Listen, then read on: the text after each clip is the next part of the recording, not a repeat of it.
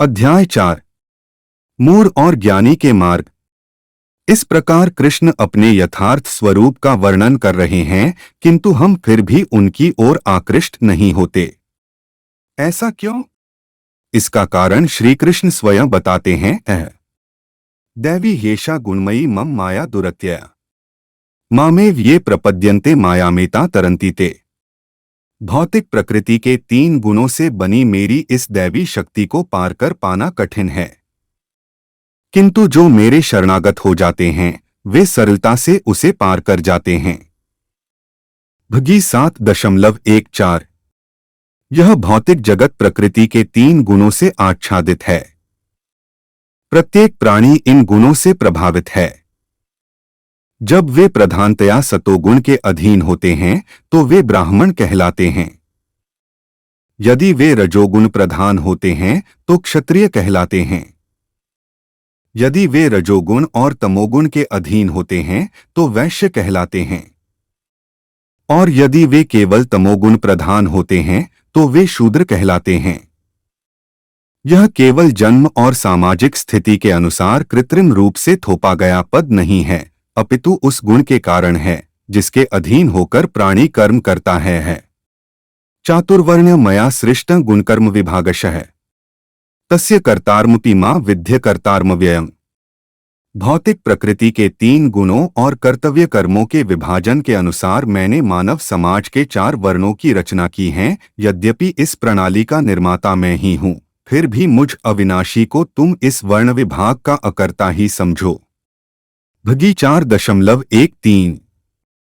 इससे यह नहीं समझना चाहिए कि यह भारतवर्ष में विद्यमान विकृत जाति प्रथा का निर्देश कराता है।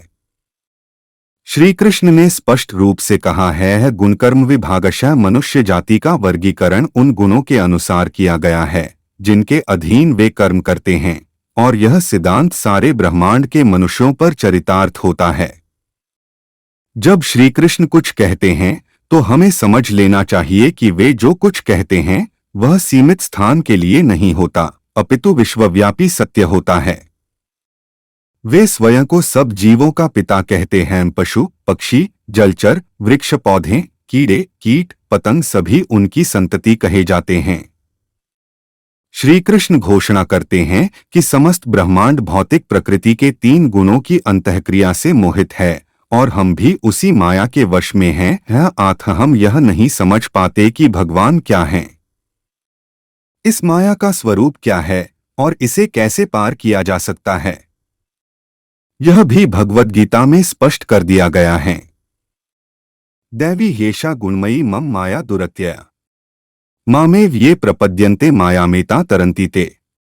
प्रकृति के 3 गुणों वाली इस मेरी दैवी शक्ति को पार कर पाना कठिन है, किंतु जो मेरे शरणागत हो जाते हैं वे सरलता से इसे पार कर जाते हैं। भगी 7.14। कोई मनुष्य शुष्क चिंतन से भौतिक प्रकृति के इन 3 गुणों के बंधन से छुटकारा नहीं पा सकता। ये तीनों गुण बड़े ही बलवान और दुर्जय है। क्या हम अनुभव नहीं करते कि हम बुरी तरह से भौतिक प्रकृति के चंगुल में फंसे हुए हैं? गुण शब्द का अर्थ रस्सी भी होता है। जब कोई व्यक्ति 3 मजबूत रस्सियों से बंधा हो तो वह निश्चय ही बहुत कस कर बंधा होगा। हमारे हाथ पैर सतोगुण, रजोगुण और तमोगुण की सुदृढ़ रस्सियों से बंधे हुए हैं। तो क्या हम आशा छोड़ बैठें?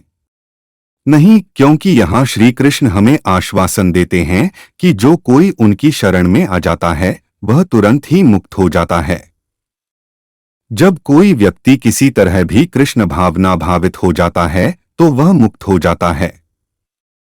हम सब कृष्ण से संबंधित हैं क्योंकि हम सब उनकी संतान हैं। एक पुत्र अपने पिता से किसी बात पर असहमत हो सकता है, किंतु उसके लिए वह संबंध तोड़ना संभव नहीं है। अपने जीवन में उससे निश्चय ही पूछा जाएगा कि वह कौन है और उसे निश्चय ही उत्तर देना पड़ेगा कि मैं अमूक का पुत्र हूं। वह संबंध तोड़ा नहीं जा सकता। इसी प्रकार हम सब भगवान की संतान हैं और उनसे हमारा यह संबंध सनातन है, किंतु हम केवल इसे भूल गए हैं। सबसे सुंदर हैं, सर्वज्ञ हैं और अतिशय वैराग्यवान भी हैं। यद्यपि हम इतने महान व्यक्तित्व के मित्र हैं, तथापि हम इस बात को भूले हुए हैं। यदि एक धनी व्यक्ति का पुत्र अपने पिता को भूल जाता है, अपना घर छोड़ देता है और पागल हो जाता है, तो सोने के लिए भले ही वह सड़क पर लेट जाए, भोजन के लिए भिक्षा मांगे, लेकिन यह सब उसकी विस्मृति के कारण है। किंतु यदि कोई व्यक्ति उस भूले हुए व्यक्ति को यह बता दे कि वह केवल इसलिए दुख भोग रहा है कि उसने अपने पिता का घर छोड़ दिया है, और यह कि उसका पिता एक बहुत धनी व्यक्ति और विशाल संपत्ति का स्वामी है, और इस बिछड़े हुए पुत्र को फिर से पाने के लिए उत्सुक है, तो उस पुत्र को बहुत लाभ हो सकता है। इस भौतिक जगत में हम सदैव त्रिविध तापों से दुखी होते रहते हैं। अपने मन तथा शरीर से उत्पन्न होने वाले दुख, दूसरी जीवात्माओं से होने वाले दुख और भौतिक प्रकोपों जैसे है बाढ़, भूकंप इत्यादि से प्राप्त दुख। भौतिक प्रकृति के 3 गुणों के वशीभूत होने के कारण हम इन दुखों से बेसुध हैं। किंतु हमें सदैव जानना चाहिए कि इस भौतिक जगत में हम इतना दुख भोग रहे हैं। जिस व्यक्ति की चेतना पर्याप्त रूप से विकसित है और जो बुद्धिमान है, वह प्रश्न करता है कि वह क्यों दुखी है। दुख तो मैं चाहता नहीं, तो फिर मैं क्यों दुखी हूँ? जब यह प्रश्न उठता है तो मनुष्य के लिए कृष्ण भावना भावित होने का सुअवसर आता है। जैसे ही हम श्री कृष्ण की शरण में जाते हैं, कृष्ण हमारा हार्दिक स्वागत करते हैं। ठीक एक खोए हुए बालक के समान जो अपने पिता के पास लौटने पर उससे कहता है, मेरे प्रिय पिताजी, कुछ गलतफहमियों के कारण मैंने आपकी छत्रछाया को छोड़ दिया था, पर मैंने बहुत दुख उठाया है। अब मैं आपके पास लौट आया हूँ। पिता अपने पुत्र को गले से लगाकर कहता है, मेरे प्रिय पुत्र, आओ, जब से तुम बिछड़े हो मैं तुम्हारे लिए बहुत व्याकुल था। अब तुम लौट आए हो तो मैं बहुत प्रसन्न हूँ। पिता इतना कृपालु है। हम भी ठीक इसी स्थिति में हैं। हमें भी कृष्ण के शरणागत होना है, और यह कोई बहुत कठिन कार्य नहीं है। जब एक पुत्र अपने पिता के प्रति आत्मसमर्पण करता है, तब क्या यह एक बहुत कठिन कार्य है? यह एक नितांत स्वाभाविक बात है, और पिता सदैव अपने पुत्र का स्वागत करने के लिए तैयार रहता है। इसमें अपमान का कोई प्रश्न नहीं होता। यदि हम अपने परम पिता के समक्ष नतमस्तक होकर उसके चरणों को छुए, तो न तो हमें कोई हानि है और न यह कुछ कठिन है। वास्तव में यह हमारे लिए गौरव की बात है। हम ऐसा क्यों न करें? कृष्ण की शरण में जाने से हम तुरंत उनकी सुरक्षा में आ जाते हैं और समस्त तापों से छुटकारा पा जाते हैं। सारे शास्त्र इस बात का समर्थन करते हैं। गीता के अंत में श्री कृष्ण कहते हैं, सर्वधर्मान परित्यज्य मामेकं शरणं व्रज, अहत्वा सर्वपापेभ्यो मोक्षयिष्यामि मा शुचः। समस्त प्रकार के धर्मों का परित्याग करो और मेरी शरण में आओ, मैं समस्त पापों से तुम्हारा उद्धार कर दूंगा। डरो मत। भगी 18.66। जब हम अपने को भगवान की शरण में अर्पित कर देते हैं, तो हम उनके संरक्षण में आ जाते हैं, और उस समय से हमें किसी प्रकार का भय नहीं रहता। जब बालक अपने माता पिता की सुरक्षा में होते हैं, तो वे निर्भय होते हैं, क्योंकि वे जानते हैं कि उनके माता पिता उन्हें कोई हानि नहीं पहुंचने देंगे। मामेव ये प्रपद्यन्ते, कृष्ण प्रतिज्ञा करते हैं कि जो उनकी शरण में आ जाता है, उसके लिए भय को कोई कारण नहीं रहता। यदि कृष्ण की शरण में आ जाना इतना सरल कार्य है, तो लोग ऐसा करते क्यों नहीं? उल्टे अनेक लोग ईश्वर के अस्तित्व को ही चुनौती देते हैं और दावा करते हैं कि प्रकृति और विज्ञान ही सब कुछ है, भगवान कुछ नहीं। ज्ञान में सभ्यता की ऐसी तथाकथित प्रगति का अर्थ यह है कि लोग अधिकाधिक बढ़ता जा रहा है। लोग ईश्वर की चिंता नहीं कर रहे हैं, प्रकृति की चिंता कर रहे हैं, और प्रकृति का यही कार्य है कि त्रिविध तापों के रूप में उन्हें दुलती मारना। प्रकृति नित्य 24 घंटे ये आघात कर रही है। किंतु हम इन लातों के इतने अभ्यस्त हो गए हैं कि हम समझते हैं कि यह ठीक है और उसे घटनाओं का स्वाभाविक क्रम ही मानते हैं।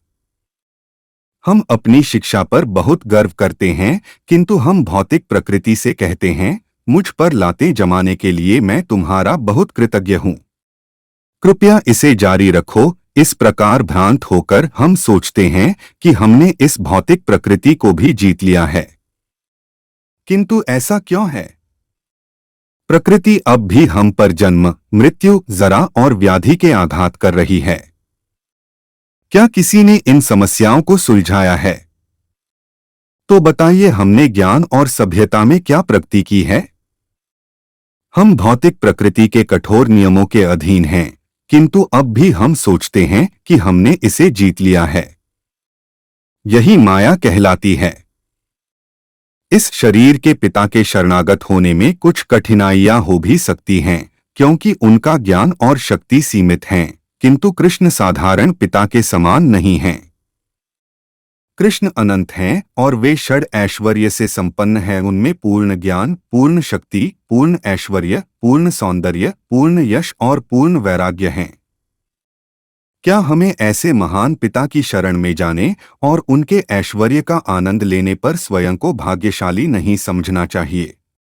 किंतु लगता है कि कोई भी इस ओर ध्यान नहीं दे रहा है और अब प्रत्येक व्यक्ति वही प्रचार कर रहा है कि ईश्वर है ही नहीं।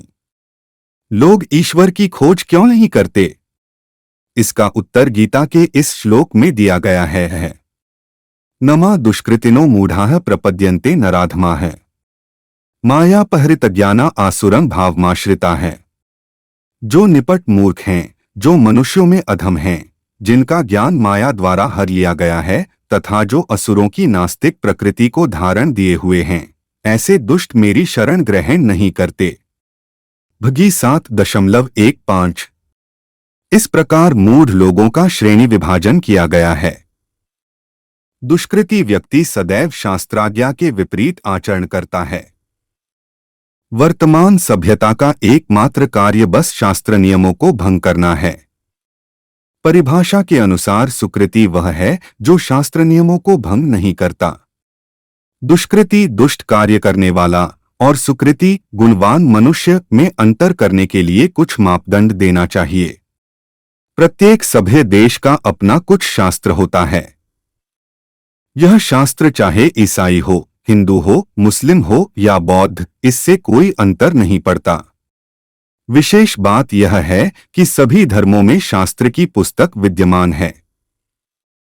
जो व्यक्ति शास्त्र के सिद्धांतों पर नहीं चलता, उसे अपराधी समझा जाता है। इस श्लोक में उक्त एक अन्य श्रेणी है मूढ़, प्रथम कोटि का मूर्ख। नराधम वह है जो मनुष्यता से गिरा हुआ है। मायापहृत ज्ञाना से तात्पर्य उस व्यक्ति से है जिसका ज्ञान माया के द्वारा अपहृत कर लिया गया है। आसुर भावम आश्रिताः से तात्पर्य उन लोगों से है जो पूर्णतया नास्तिक हैं। यद्यपि परम पिता की शरण लेने में कभी कोई हानि नहीं है, किंतु जो लोग उपर्युक्त वृत्ति वाले हैं वे ऐसा कभी नहीं करते। फलतः वे परम पिता के सेवकों द्वारा निरंतर दंडित किए जाते हैं।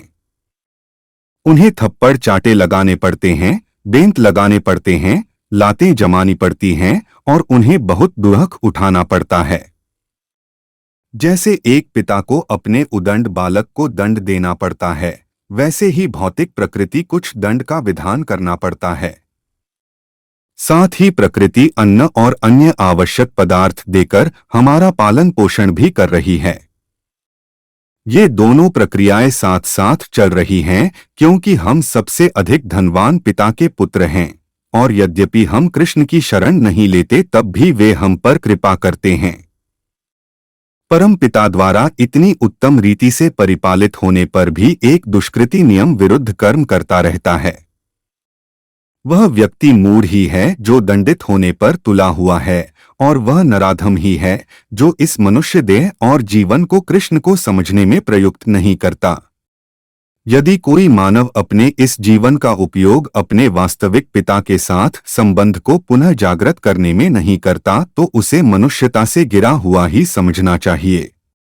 पशुवर्ग केवल आहार, निद्रा, आत्मरक्षा तथा मैथुन में संलग्न रहकर मर जाता है।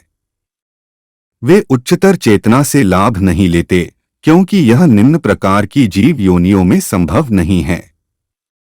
यदि एक मनुष्य पशु जाति के कर्मों में लिप्त रहें और अपनी योग्यता का उपयोग उच्चतर चेतना को जागृत करने में न करें, तो वह मनुष्य के मानदंड से गिरकर आगामी जीवन में पशु शरीर धारण करने को ही अभिशप्त हो जाता है।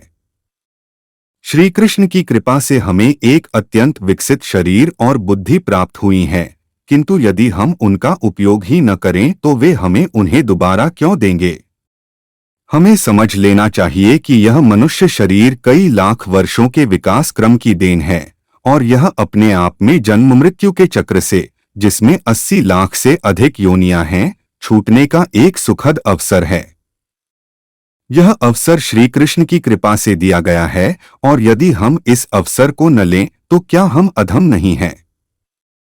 कोई किसी विश्वविद्यालय से उपाधि प्राप्त कर सकता है M.A, PhD इत्यादि, परंतु यह माया शक्ति इस भौतिक ज्ञान को हर लेती है।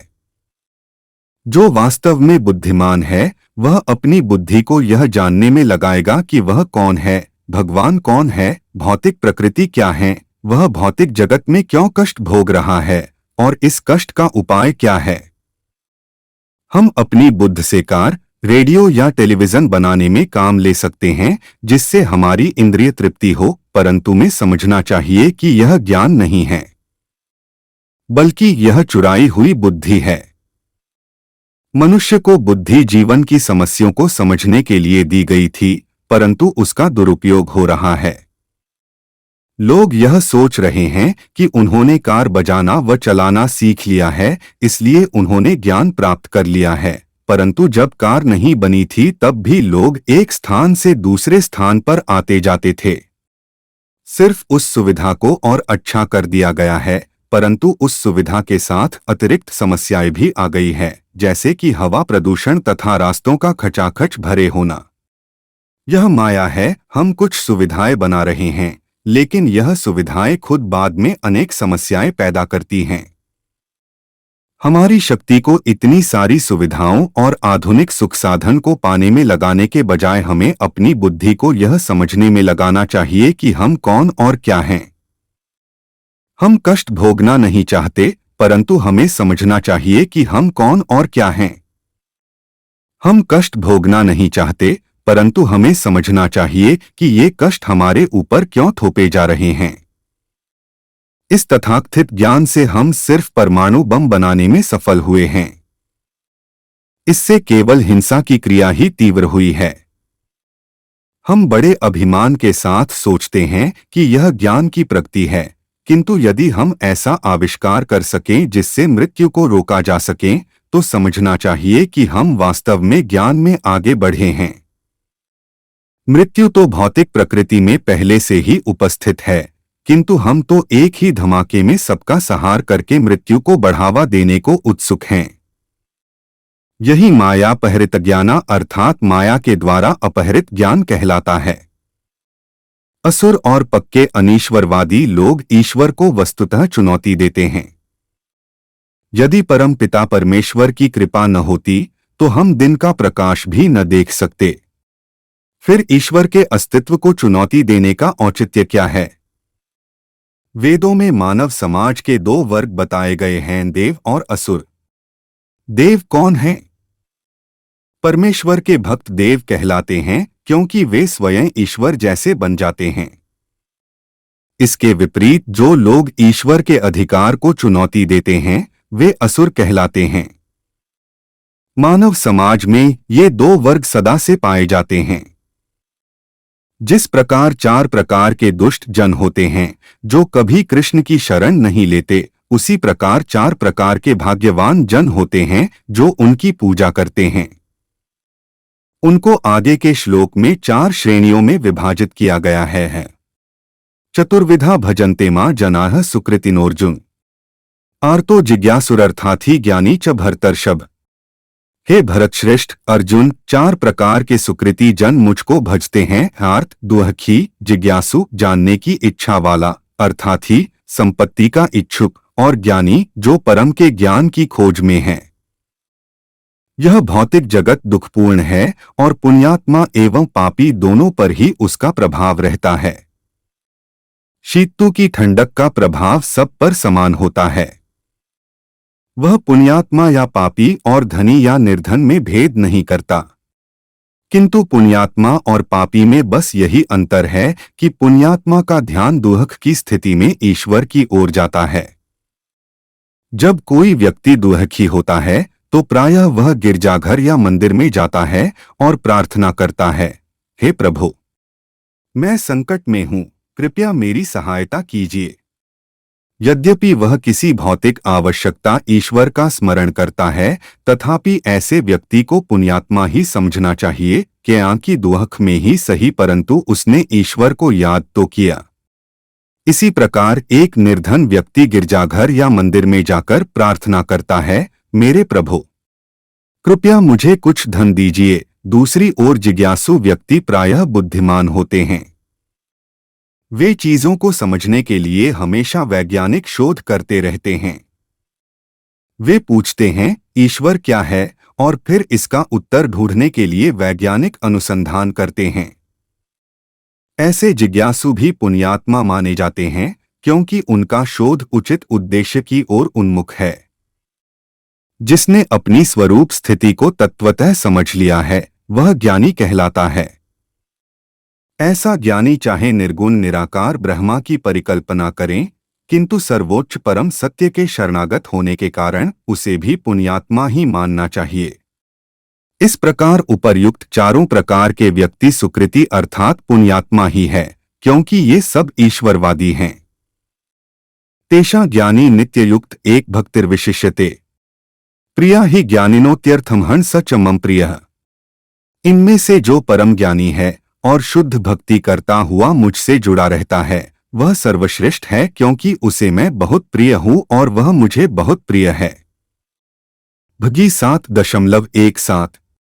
ईश्वर को भजने वाले उक्त चारों श्रेणी के मनुष्यों में जो मनुष्य दार्शनिक दृष्टि से ईश्वर का स्वभाव समझने का प्रयत्न करता है और साथ ही कृष्ण भावना भावित होने के लिए भी प्रयत्नशील है, विशिष्यते भी सर्वश्रेष्ठ है। श्री कृष्ण कहते हैं कि वास्तव में ऐसा व्यक्ति उन्हें बहुत प्रिय है, क्योंकि उसे ईश्वर को जानने के अतिरिक्त कोई और कार्य ही नहीं है। अन्य तीन उससे निम्न हैं। किसी को ईश्वर से कुछ मांगने के लिए प्रार्थना नहीं करनी पड़ती है, और जो ऐसा करता है वह मूर्ख है, क्योंकि वह यह नहीं जानता कि उनका भक्त कब संकट में है या कब उसे धन की आवश्यकता है। बुद्धिमान व्यक्ति यह इस बात की अनुभूति करता है और भौतिक दुखों से छुटकारा पाने के लिए प्रभु से प्रार्थना नहीं करता। इसके विपरीत वह प्रभु की महिमा का गान करने के लिए प्रार्थना करता है और दूसरों को भी बताता है कि प्रभु कितने महान हैं। वह अपने व्यक्तिगत स्वार्थ अर्थात रोटी, कपड़ा और मकान के लिए प्रभु से प्रार्थना नहीं करता। सच्चा भक्त जब दुख में होता है तब वह कहता है, हे प्रभु, यह आपकी कृपा है। आपने केवल मुझे सुधारने के लिए दुख दिया है। वैसे तो मुझे इससे कहीं अधिक दुख मिलना चाहिए था, किंतु आपने अपनी अपनी सहज कृपा से इसे बहुत कम कर दिया है। यह एक ऐसे सच्चे भक्त की दृष्टि है जो उद्विग्न नहीं होता। जो व्यक्ति कृष्ण भावना भावित होता है वह भौतिक कष्टों, अपमान अथवा सम्मान की चिंता नहीं करता, क्योंकि वह इन सबसे परे होता है। वह भली भांति जानता है कि दुख और मान अपमान का संबंध केवल शरीर से है और वह शरीर नहीं है। उदाहरण के लिए सुकरात से, जो आत्मा की अमरता में विश्वास रखता था, जब उसे मृत्यु दंड की सजा घोषित हुई और यह पूछा गया कि उसे कैसे दफनाया जाए, तो उसने उत्तर दिया, सबसे पहले तुम्हें मुझे पकड़ना होगा। जो व्यक्ति यह जानता है कि वह शरीर नहीं है, वह उद्विग्न नहीं होता, क्योंकि वह जानता है कि आत्मा को पकड़ा नहीं जा सकता, न उसे कष्ट दिया जा सकता है, न मारा जा सकता है और न दफनाया जा सकता है। जो व्यक्ति श्री कृष्ण के विज्ञान से परिचित है, वह पूर्णतया जानता है कि वह शरीर नहीं है और वह श्री कृष्ण का अंश है और उसका वास्तविक संबंध कृष्ण के साथ है और यद्यपि किसी कारणवश उसे यह भौतिक शरीर मिल गया है, तथापि उसे भौतिक प्रकृति के तीनों गुणों से दूर रहना है। उसका संबंध सत्व, रज और तम के गुणों से नहीं अपितु श्रीकृष्ण से है। जो इस रहस्य को समझता है वही ज्ञानी है और वह कृष्ण को अति प्रिय है।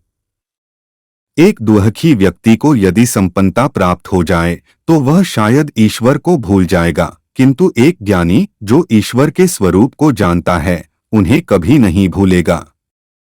ज्ञानियों की एक श्रेणी निराकारवादियों की है, जो कहते हैं कि निर्गुण ब्रह्मा की उपासना करनी अति कठिन है, अतः ईश्वर के किसी स्वरूप की कल्पना करना अनिवार्य है।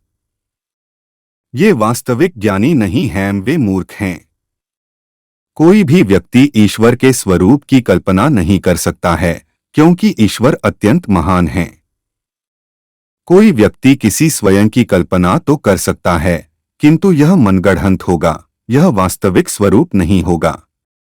लोग दो प्रकार के हैं, एक वे जो ईश्वर के स्वरूप की कल्पना करते हैं, दूसरे वे जो उसके किसी स्वरूप को स्वीकार नहीं करते हैं। इन दोनों में से कोई ज्ञानी नहीं है। जो लोग ईश्वर के स्वरूप की कल्पना करते हैं वे मूर्ति पूजा के विरोधी कहलाते हैं।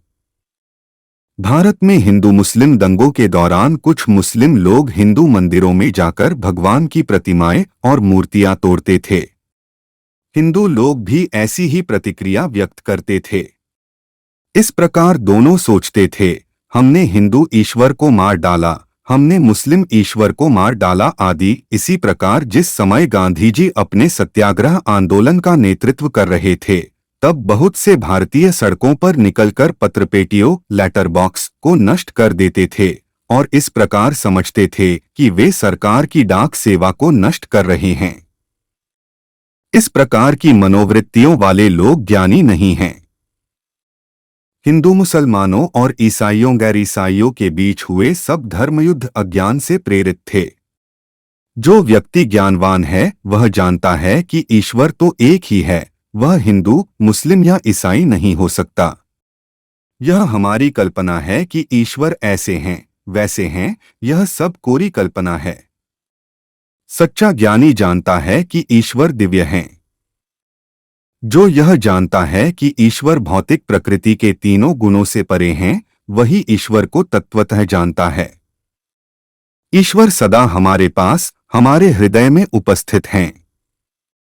जब हम शरीर छोड़ते हैं तब ईश्वर भी हमारे साथ जाते हैं, और जब हम दूसरा शरीर धारण करते हैं तब भी ईश्वर केवल यह देखने के लिए हमारे साथ आते हैं कि हम क्या कर रहे हैं। हम आखिर कब उनकी ओर उन्मुख होंगे? वे सदा यही प्रतीक्षा कर रहे हैं।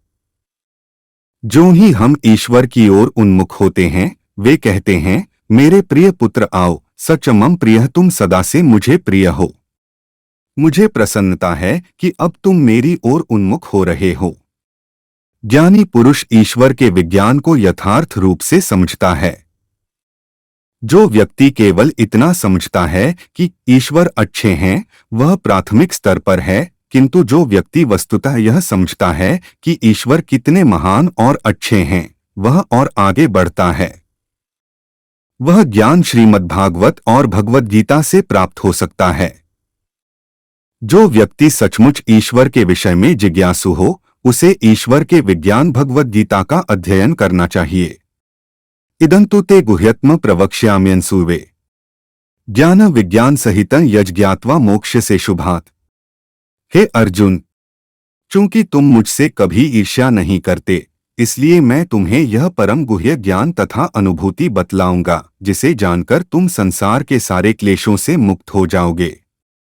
भगी 9.1 भगवद गीता में दिया गया ज्ञान अत्यंत सूक्ष्म व गुह्य है।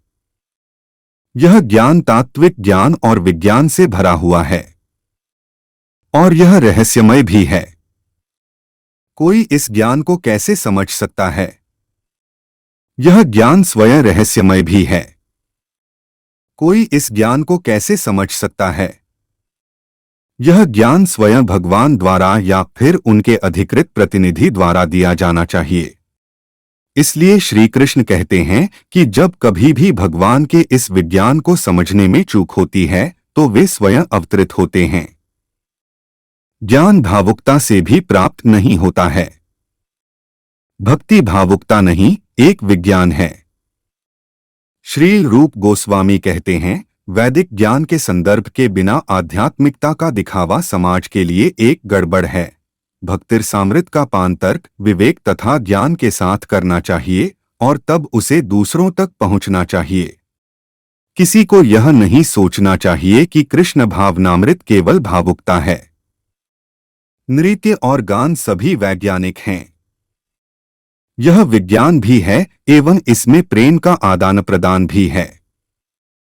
कृष्ण बुद्धिमान व्यक्ति को अतिप्रिय हैं और बुद्धिमान व्यक्ति कृष्ण को अतिप्रिय है। कृष्ण हमें प्रेम का 1000 गुना बदला देंगे। हम सीमित प्राणियों में कृष्ण को प्रेम करने की कितनी क्षमता है, परंतु कृष्ण में प्रेम करने की बहुत अधिक क्षमता, असीमित क्षमता है।